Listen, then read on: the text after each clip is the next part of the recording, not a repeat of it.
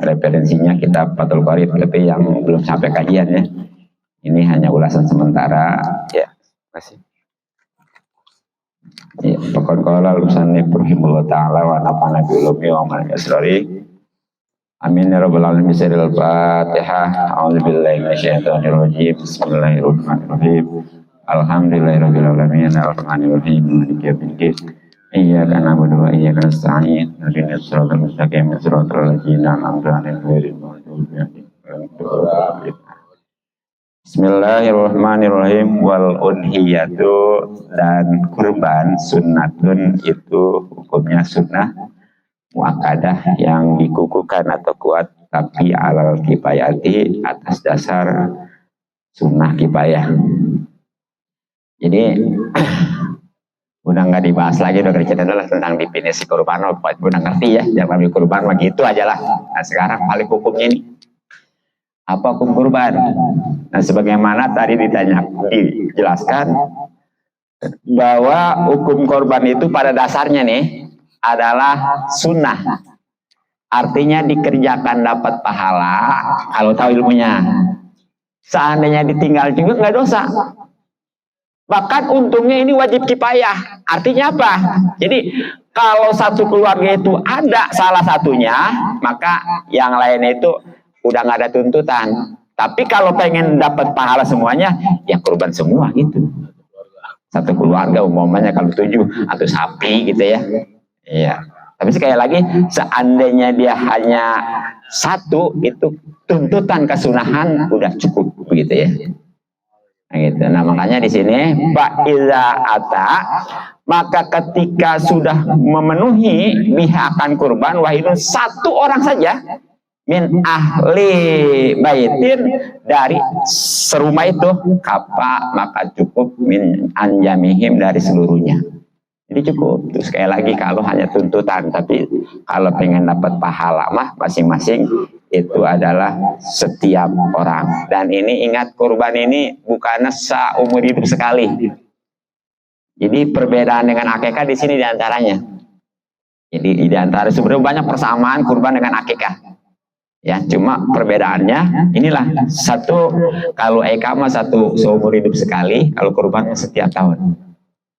Nah, kalau terus yang kedua, kalau eka mah waktunya luas. Di waktu kurban juga boleh. Umpamanya mau eka di tanggal 10 bulan Zulhijjah atau tanggal 11, 12, 13 hari Tasek, boleh, sah. Tapi kalau kurban selain dari waktu itu nggak boleh. Ya, di antara perbedaannya.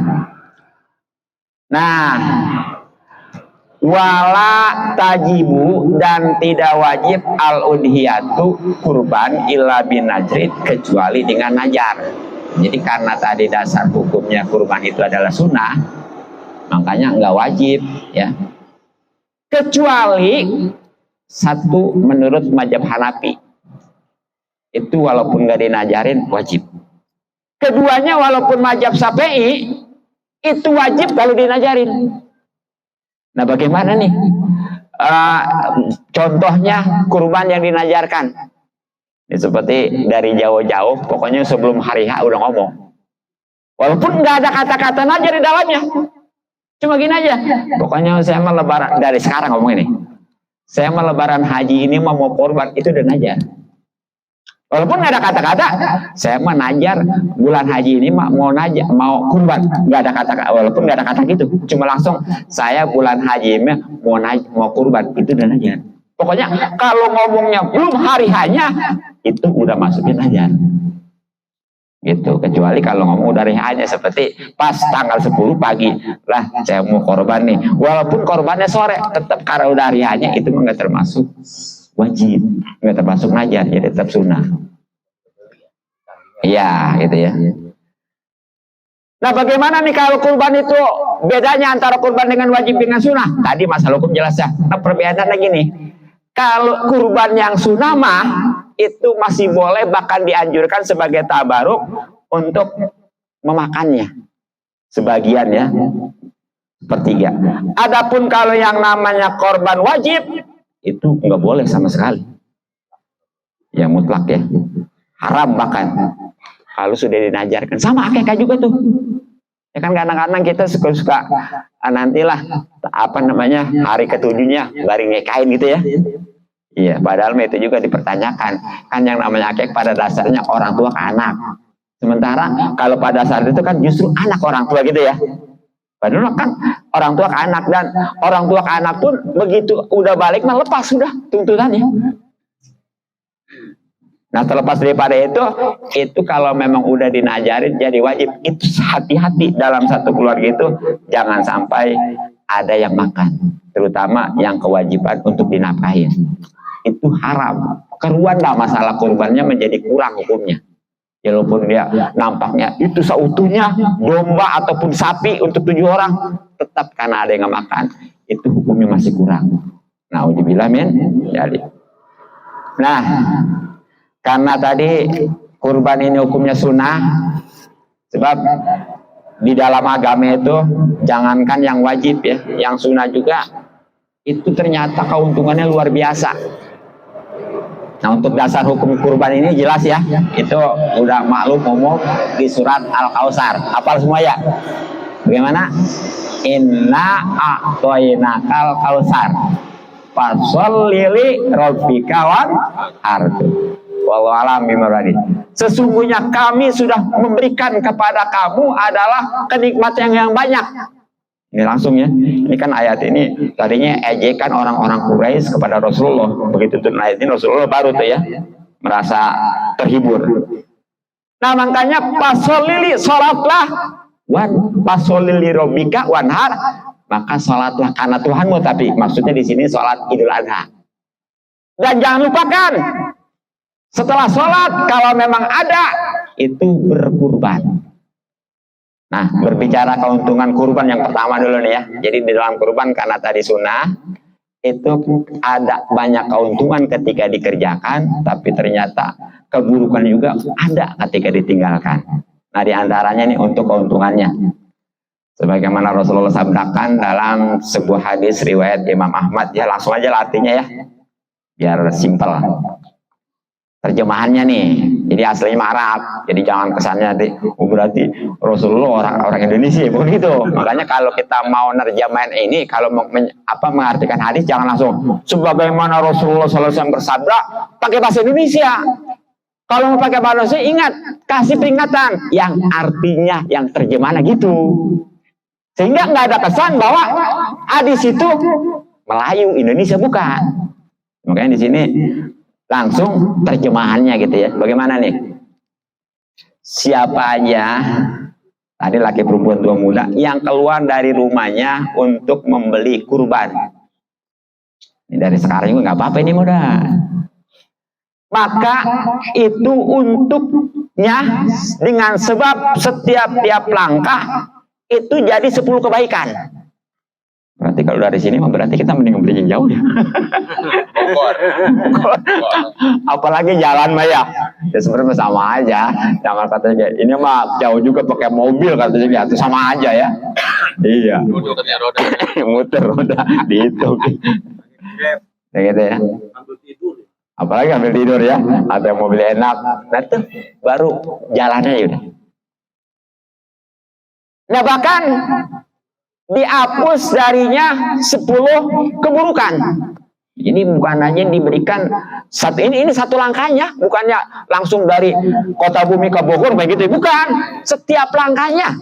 Ya kalau berbicara langkah jangankan sih sampai ke Bogor, kita nyampe kemana aja gitu ya. Ke Pemodokan aja udah berapa langkah tuh.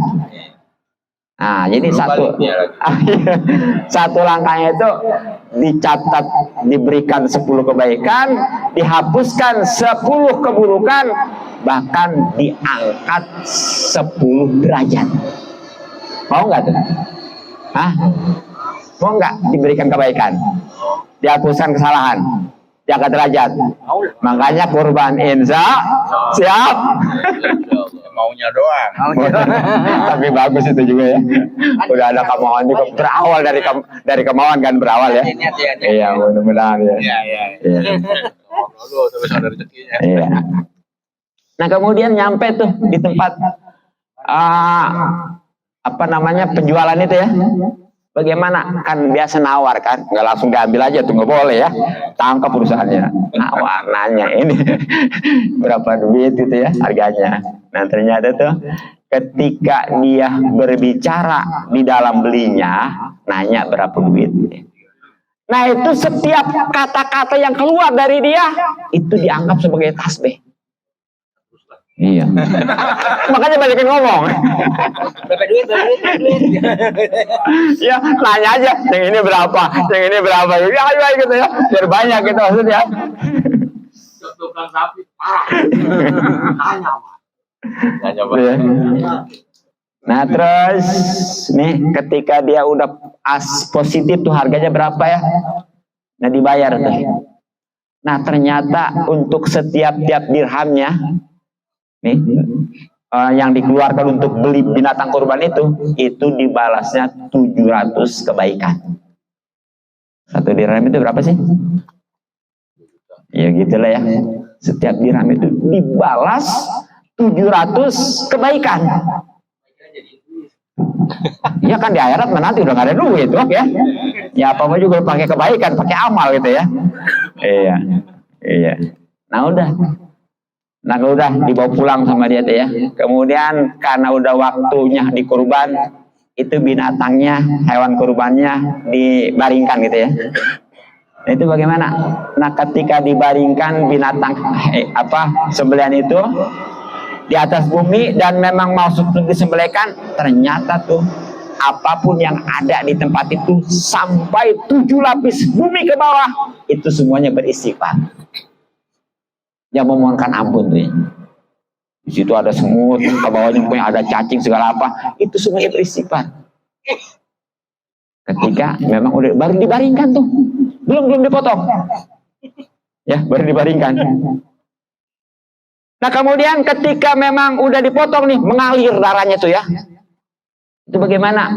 Allah ciptakan setiap tetes dari darahnya itu 10 malaikat. Makanya cari binatang yang seger supaya darahnya bagus, banyak, sehingga banyak tetesannya itu. Sebab setiap tetesnya itu bakal diciptakan oleh Allah 10 malaikat. Bagaimana kalau ada seember? Kalau ditetesin berapa tetes tuh kira-kira? Ya, darahnya. Iya. Nah itu satu tetesnya aja udah jadi 10 malaikat.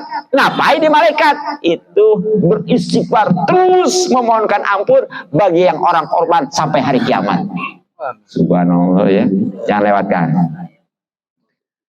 Nah bahkan pernah Nabi Allah Daud alaihissalam langsung bertanya ya, munajat kepada Allah Subhanahu Wa Taala. Wahai Tuhan, ya Allah, apa sih pahalanya orang umat Nabi Muhammad yang korban nih? So kita nih, Nabi Allah Daud pernah nanya nih tentang pahalanya kurban dari umat Nabi Muhammad khusus kita. Nah dijawab oleh Allah bahwa kalau pengen tahu nih pahala kurban dari umat Nabi Muhammad khusus kita ya, itu pahalanya kata Allah, saya berikan dengan setiap bulu yang ada di kurban itu. Makanya nih kalau bisa mah cari yang bulunya banyak. Jangan yang botak. Ini kadang-kadang dicukur ya. Ini kadang-kadang dicukur. Jangan. Makanya orang-orang dulu kadang-kadang bulu juga tuh karena dipandi setiap Jumat. Dulu mah mbak juga, kambing juga dulu setiap Jumat pada mandi. Sekarang mau orang juga jarang mandi. Orangnya yang mandi. Sekarang orang juga jarang mandi karena apa? Udah ada di pabrik. Ya. Itu dulu mah kambing aja pada mandi dulu, dipandiin. Bagus makanya. Iya. Nah, untuk setiap rambutnya nih yang ada di binatang kurban itu dicatat sebagai 10 kebaikan. Kebaikan lagi aja tuh. Itu lagi aja tuh.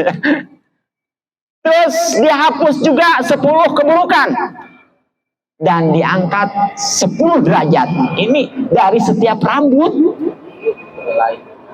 Kira-kira berapa tuh bulunya? Ada kali 10.000 ya? Kalau nggak percaya sama saya nih kata-kata saya, 10.000 hitung aja sendiri. Itu ya. Iya. Nah bahkan nih itu dengan setiap bulunya, rambutnya di binatang kurban itu ya, itu bahkan dijadikan istana di sorga. Nah yang di rumah ini di dunia ini gak punya rumah udah korban. Ya terus nih bahkan nih yang di rumah yang di dunia yang nggak sempat poligami, kasihan deh lo. Yang ngomong juga sama. Kapoldanya banyak. Paling berat. Nih ya, apa? Itu bakal diberikan satu rambutnya. Bidadari yang cantik. Waduh, bidadari muda ya. Itu Masya Allah ya. Dari tua bukan. Satu rambut kira-kira tadi kalau 10.000 rambut bulu berapa itu? Pengkor. Ini mah udah bukan poligami lagi. Wajah mah puas. Makanya lihat kan ya. Nggak sempat pakai celana. Nah bahkan luar biasa ini bakal jadi kendaraan yang istilahnya mempunyai sayap. Yang mana gerakannya satu kali. Jadi seperti semacam binatang itu. Itu satu kali langkah itu sejauh mata memandang. Iya. Emang mau kemana gitu nanti? Nah itu nanti kan kita ketika dibangkitkan di padang mahsyar kan dari alam kubur ya, itu kan semua bakal digiring ke padang mahsyar. Kalau kita punya korban ada kendaraan. Kalau enggak, lah ngeboceng kan nggak bisa ya. Enak aja. Lihat nggak laku sudah muda, udah nggak ada ya. Orang nggak ada udah gojek segala apa kegerebekan. Ada nomor apa nurutin kan? Nah itu ya. Aduh udah kecantum sono. Nah itu keuntungan itu luar biasa ya. Dan bahkan nih di balik keuntungan ternyata ada juga akibat nih bagi orang yang korban, yang nggak korban ya. Bagaimana? Jadi dalam sebuah hadis Rasulullah bersabda ya, man kana lahu si'atun, ini riwayat Ahmad juga ya. Dan Ibnu Majah, man kana lahu, siapa orang yang ada baginya si'atun, keluasan. Tapi walam yudohi, dia itu nggak mau korban, pelit, hitung-hitungan. Nah bagaimana? Fala yakrubanna, maka jangan sekali-kali dekatin. Ini kalau kata bahasa Noma, nun taukid sakilah. Jadi penekanan. Jangan sama sekali untuk mendekat. Kemana? Musolana, tempat sholat kami. Maksudnya apa? Jadi ada nih. Saya baca sarannya ya. Maksudnya di sini, walaupun dia sholat id, itu nggak ada hitungannya kalau nggak korban mah. Sebab tadi di awal ayat surat Al-Kautsar juga kan branding ya. Paswalili robika wanhar. Bukan paswalili, bukan hanya paswalili, tapi wanhar juga. Tapi sebaliknya bukan hanya wanhar, harus ada paswal. Jadi makanya nih ketika orang itu padahal ada sekali lagi dia nggak mau korban. Nah itu diancam oleh Rasulullah, ngapain sholat juga. Artinya nggak diterima. Nauzubillah men. Nah bahkan nih yang lebih ekstrim ya. Ini kalau bicara haji sih wajar sampai ancaman mati Yahudi Nasrani. Ternyata di kurban juga sama ada. Jadi awal hadisnya sama tadi senada. Man kana lahu si'atun, siapa orang yang ada keluasan tapi walam yudohi, nggak mau berkorban karena sayang, fal yamut, maka hendaklah dia mati insa Yahudian, Yahudi atau Nasranian atau Nasrani. Masya Allah, naudzubillah min. Jadi itu tanpa disadar itu orang yang nggak mau korban hitung-hitungan ya, itu ternyata ancamannya Yahudi Nasrani kalau matinya mau, walaupun rajin sholat tetap aja. Makanya tadi sebini mas saya semenjak pulang haji nggak pernah alpa gitu ya. Jadi bukan ngomong wah, ya itu kalau kita dihitung mah zaman sekarang ya, harga korban itu minimal itu untuk beli motor apa namanya saya kan mau beli ya. Beli sebenarnya mah, tapi ya kita jangan hitung-hitungan begitu jangan. Gitu ya. Alhamdulillah. Jadi itu jangan dianggap sepele walaupun sunnah nih. Itu bisa diancam kematiannya Yahudi Nasrani. Apalagi kalau yang wajib mah seperti haji, Nah, khususnya ini ya. Di dalam sebuah hadis ada man malaka zadan aw rohilatan ila tubaligu ila baitillah walam yahuja fal yamut insa yahudin aw nasronian. Jadi siapa orang yang udah punya bekal dan kendaraan, ya mungkin kita mau udah ON aja ya. Sebab kalau untuk beli kapal nggak mungkin ya. Beli pesawat nggak mungkin ya. Pokoknya mau ON aja dah. Emang walaupun sekarang udah mahal. Yang dulu itu paling 40 juta, sekarang ini lebih daripada 50 juta. Awalnya sih kurang dari 50 juta. Tapi sekarang lebih daripada 50 juta. Ya bahkan kalau nggak disubsidi, ini udah hampir 100 juta. Ya. Tapi jangan pesimis, senang aja. Nah, ada udah bekalnya tuh tadi, kendaraannya. Oleh hanya lah udah ada gitu ya. Tapi karena hitung-hitungan sayang dia, nggak buru-buru haji sampai mati. Mati ikut-ikut sama tuh. Matinya Yahudi Nasrani. Nah, yang diancam di sini ya bukannya umroh kan ya, benar nggak? Haji. Makanya pertanyaan bagaimana kalau dia itu udah umroh bakal dituntut nggak? Tuntut. Karena di sini bukan haji, bukan umroh, haji. Gitu ya. Makanya tuh kalau yang udah umroh itu mau nggak mau itu kudu daftar untuk haji. Kalau sampai meninggal dia belum haji, hati-hati. Tapi insya Allah ya, kalau memang kita sungguh-sungguh mah, insya Allah. Sebab haji mah yang paling kuat adalah bukan karena nasab, bukan karena nisab ya, tapi karena nasib. Nah jadi itu tuh, hati-hati. Nah bagaimana nih kalau, aduh katanya orang tua saya udah meninggal nih, padahal dia itu, hartanya banyak belum haji, ini bagaimana? Nah ini kewajiban bagi ahli warisnya untuk ngebadalin. Hati-hati, ketika orang tua meninggalkan hartanya banyak, itu jangan dianggap langsung warisan. Sebab dalam peninggalan harta orang tua ataupun mayit siapapun juga, itu terkait 5 hal yang sifatnya tartib. Artinya nggak boleh langsung ke yang terakhir kalau yang pertama belum. Khususnya dalam hal ini ada 5 hal nih yang harus diketahui terkait dengan peninggalan mayit. Sekali lagi, jangan langsung diatasnamakan warisan. Apa aja tuh? Yang pertama nih adalah yang terkait dengan harta itu sendiri. Artinya utangnya beresin. Baik itu hutang kepada manusia sesama maupun hutang kepada Allah. Ya mungkin kalau hutang kepada sesama mah suka diumumin ya. Ya kepada hadirin yang memang ada sangkut pautnya dengan keluarga saya, khususnya almarhum atau almarhumah ini mayit ya, hubungin insya Allah saya selesaikan gitu kan ya. Ikhlas aja. Iya. Kan gitu ya. Ya walaupun kenyataannya mah nggak ada yang gitu kan ya, jarang kayaknya ya. Yang habis gitu langsung datang, nih saya nih. Enggak ya. Tapi untuk hak Allah ada nggak yang ngehimbau? Ini si mayat punya utang puasa. Ya 2 bulanan karena 2 tahun puasa Ramadan nggak puasa. Karena sehari seliter berarti harus siapkan 60 liter. Ada nggak? Ada. Nah terus apalagi sholat mah laki-laki nggak ada liburnya ya. Kalau 2 tahun itu boro-boro ngerjain yang itu juga puyeng itu. Benar.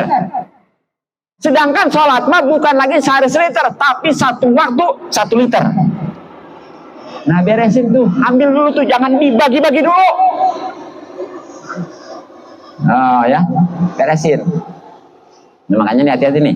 Kalau memang miskin, jangan coba-coba ninggalin sholat. Ntar siapa yang ngebayarin? Coba siapa yang ngebayarin ya? Jangankan yang miskin, yang kaya juga. Kalau nggak ngerti, nggak paham anaknya, boro-boro, bener nggak? Kebanyakan langsung dibagi-bagi. Mending kalau segera gitu mah ribut gara-gara itu. Jangan dianggap nggak nyampe tuh ke orang tua ketika anak ributin warisan. Bunuh. Masya Allah ya. Tuh, beresin ya. Terus nih, kalau badal haji juga, kalau memang punya nih, apalagi haji nih. Kalau memang waktu di dunianya dia mampu untuk haji karena kalau ngejual tanah ataupun punya rumah atau kendaraan ya, rumah mah enggak jangan. Ntar kalau rumah dijual pulang ke mana? Maksudnya kendaraan ya, tanah.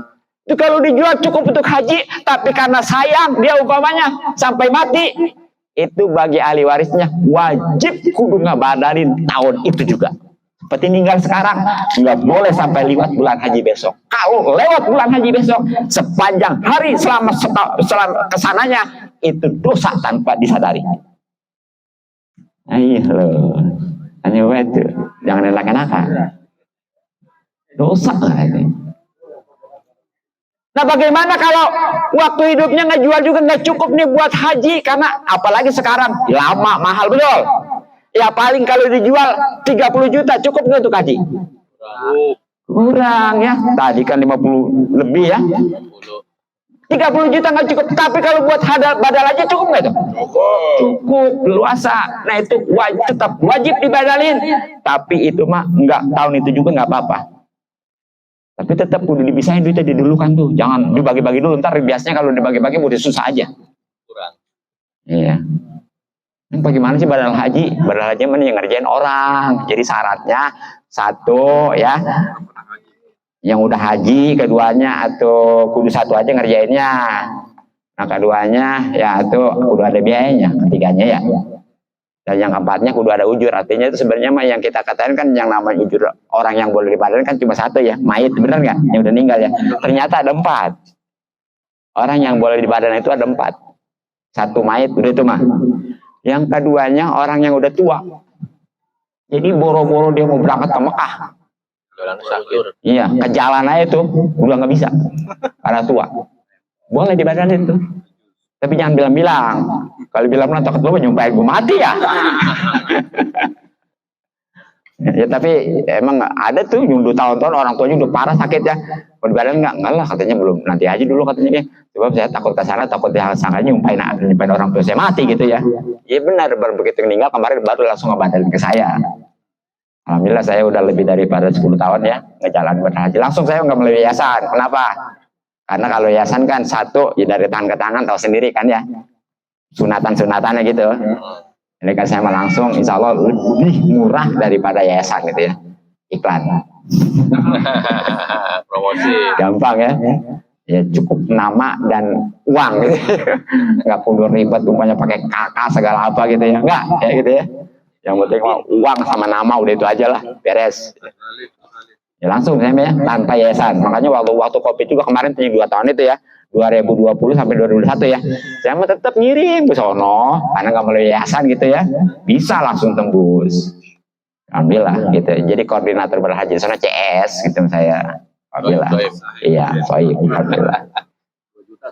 Ya, boleh ya. Nah, itu ya. Terus yang ketiganya nih, yang masih muda juga boleh dibadalin tuh.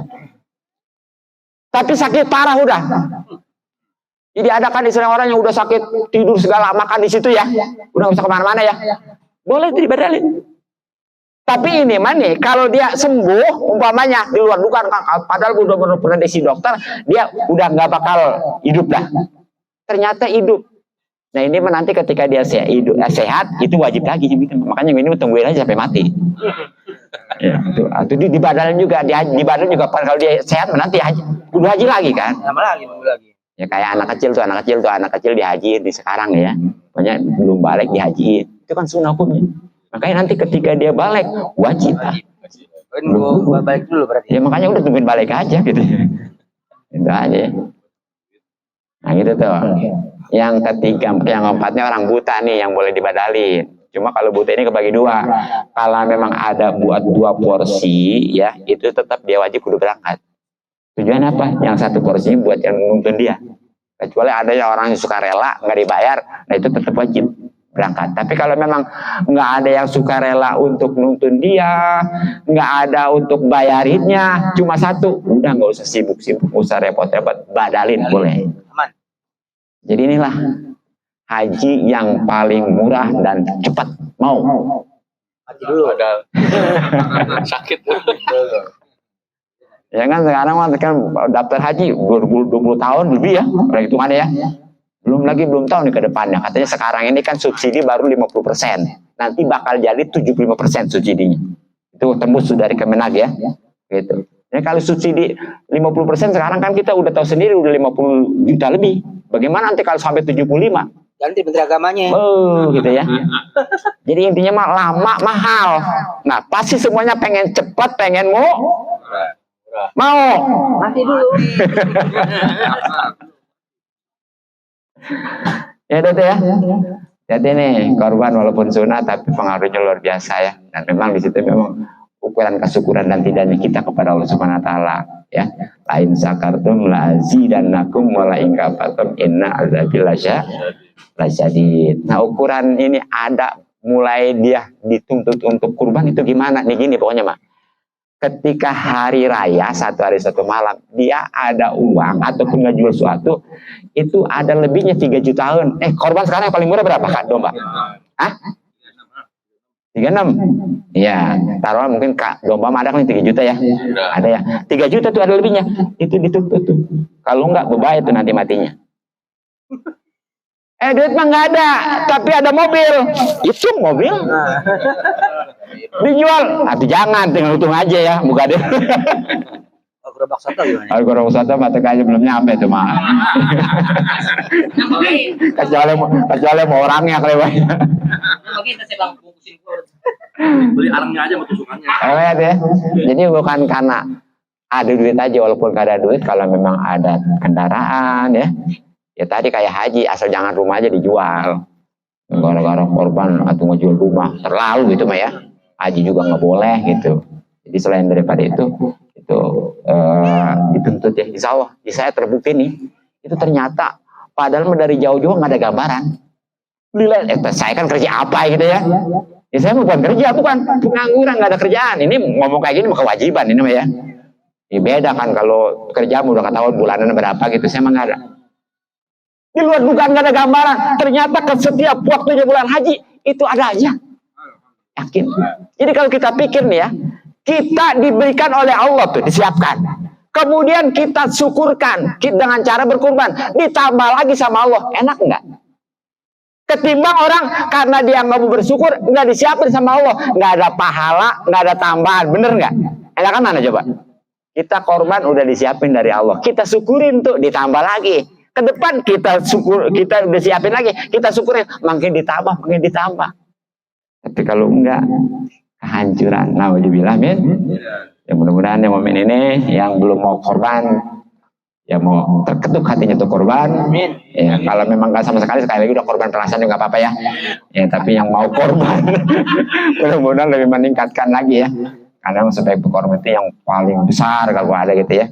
Yang cukup, mudah-mudahan manfaat. Mohon maaf dan malam subhanaka bihamdik asyhadu an la ilaha illa anta astaghfiruka wa atubu ilaik. Assalamualaikum warahmatullahi wabarakatuh. Allahumma sholli ala sayyidina wa akhirin wa sallim wa radhiyallahu anhu rasulillah ajmain. Bismillahirrahmanirrahim. Alhamdulillahirabbil alamin. Allahumma inna nas'aluka ma lam tanfa'u bihi inda hajatan iratan sanirabbil alamin. Allahumma nas'aluka ilman nafi'an wa amalan mutaqabbalan wa barakah. Allahumma nas'aluka ridwan jannah wa najatan benar.